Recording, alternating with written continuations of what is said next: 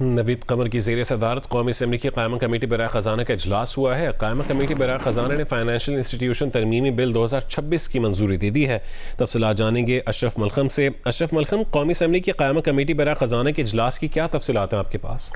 جی بالکل، یہ financial institution بل parliament کی طرف سے بلکہ قومی اسمبلی کی طرف سے اسٹینڈنگ کمیٹی کو بھجوایا گیا تھا، جو کہ قانونی طور پر ایک ریکوائرمنٹ ہوتی ہے کہ کمیٹی اس کا شیک بار شیک مرحلہ وار جائزہ لے کے اس پہ ترامیم پرپوز کرتی ہے، جس میں اپروو کرتی ہے۔ تو آج کمیٹی نے اس کا 2 دن کی ڈسکشن کے بعد اس پر بحث کرنے کے بعد اس کی منظوری دی ہے۔ اس میں گو کہ ممبران کو بہت سے اعتراضات ہیں، کیونکہ اس بل کے جو مدرجات ہیں کچھ ایسے ہیں کہ اگر کوئی گھر بنانے کے لیے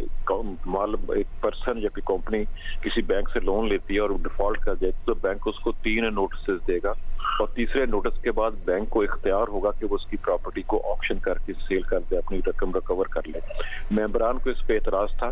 کہ اس میں ایک اتنا تھرڈ پارٹی کو داخل کیا جائے تاکہ وہ اس کا جائزہ لے سکے، اس کی قیمت کا تعین کر سکے، لیکن بحث کے بعد جو بحث کے بعد بغیر کسی ترمیم کے اس بل کو اپروو کیا ہے،